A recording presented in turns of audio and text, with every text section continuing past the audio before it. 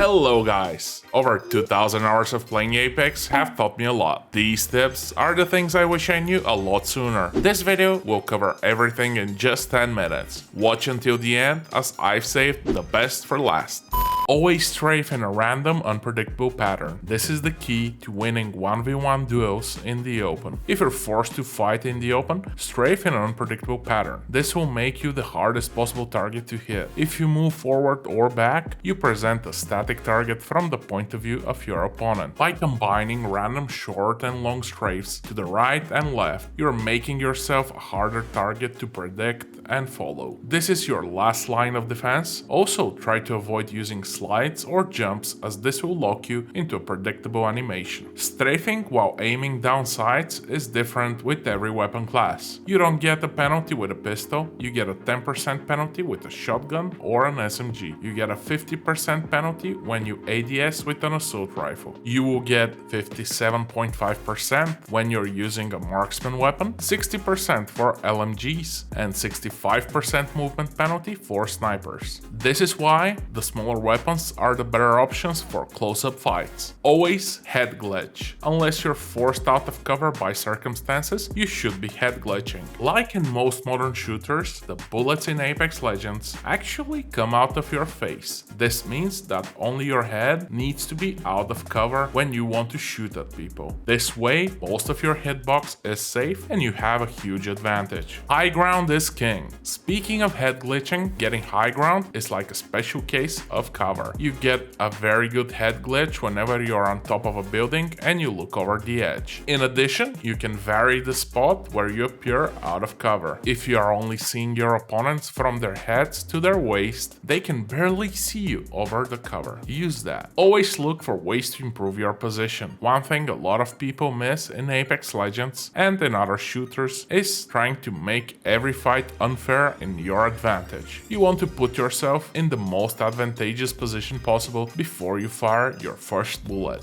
Did you take the high ground or cover around you before you begin a third party? Or did you just start shooting from the middle of the field? Do you know what direction is clear in case you need to escape? Good positioning and awareness are key building blocks to winning fights and avoiding squad wipes when things don't work out. This reminds me of my next tip. Work on your trigger discipline. This is one of the big issues new and intermediate players struggle with in any battle royale. Every fight you take is a huge risk and can possibly kill you. Before you shoot, consider some of these points. Is my whole team with me, healed up and ready to engage? Can I knock down an opponent alone or with the focus fire from my whole squad? Am I close enough to the enemy squad to capitalize on the damage we do or any cracked armors? Do I understand the fight I am entering? Which squad is winning and which squad is losing? Do I have a good idea from where to expect the fourth and fifth parties? It may seem like a lot of things to keep track of, but with time and experience, it will become second nature. Just remember, think before you shoot. Fake a fight in order to bait squads waiting for a third party. This is especially useful if you're near the end of a match and have a good position. I personally use it most when I play in pubs and we're looking for the final few squads. Slide jumping increases your movement speed. This means that by spamming it whenever you reach your peak speed from running, you will actually increase the average speed with which you move between locations. Share your hills with your team. You never know who will be the first one to get downed in a fight or who will have to clutch it for the win. This means that ultimately you want to split batteries, cells, syringes, and medkits between everyone in the squad. This will give your squad, and by extension you, the best chance to win fights and win games. Even if no one asks for batteries or another type of heal, announce your battery count between fights and ask if anyone is on 0. If, for example, you have 2 batteries and someone is on 0, make sure you drop one for them. When you get stuck by an arc star, you don't receive a stun effect. Use the time you have before it goes off to get clear of your team and possibly rush into the person who just stuck you. This is definitely a great improvement in the game, as it was very discouraging when you didn't have the mobility to at least save your teammates. Enjoy the game and don't be toxic. I know it can be frustrating when you or your team aren't doing great. They are probably trying their best, so try your best to avoid being toxic. A lot of your teammates are very young kids, or people who are just trying to chill after a long hard day at work. It's okay to be passionate about improving, but do your best to not let it poison your attitude to your team or the game. Grenades are an amazing tool for crowd control. I love sticking someone with an arc star. I'm sure you enjoy it as well. But the fact is that dealing damage and getting kills is not the primary role for these tools. Grenades are primarily a tool for crowd control. You should primarily use them to get someone out of their cover, or to split up a team, or to deny high ground. You need to give up a good position to heal, but you want to deny it to your opponent,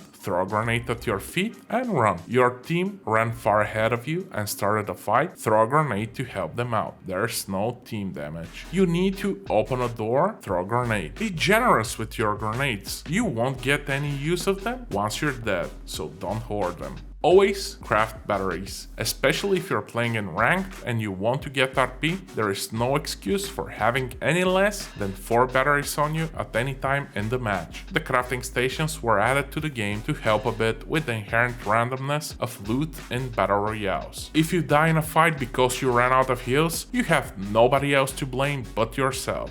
Never forget to armor swap. Even top players can't avoid taking some damage, but what they do, and a lot of regular players miss to do, is armor swaps. This remains the fastest way to quote-unquote heal in the game. 50 HP from a white armor is a lot more than 0 HP from a purple armor. Never forget that. This becomes even more important in the later rounds. Some people feel too attached to the red armor they leveled up. In the top 4, even in the top 6, you can count on almost every death box to contain a purple or blue armor. Don't forget to use it. Stay calm and keep it positive. This mindset is the most important thing you will need on your journey to becoming an Apex Predator. It will help you in every aspect of life as well. Look for what you have control over and what you can improve. Don't be entitled, and try to keep a positive attitude. This will give both you and your team the moral boost you need in order to clutch impossible situations. You are overthinking your looting. Looting in Apex can be overwhelming. What to pick and what to leave on the ground. Am I going to find a good gun for this purple extended mag? Well, I have some news for you. Apex Legends is a shooter first and a looter second. As long as you have 2 weapons you are reasonably comfortable shooting with and some materials for heals and shields, you need to be on the move. Rushing a fight right as both teams have knocked down teammates, or rotating risk-free to a good location in the next ring, is a lot more valuable than all the loot in the game.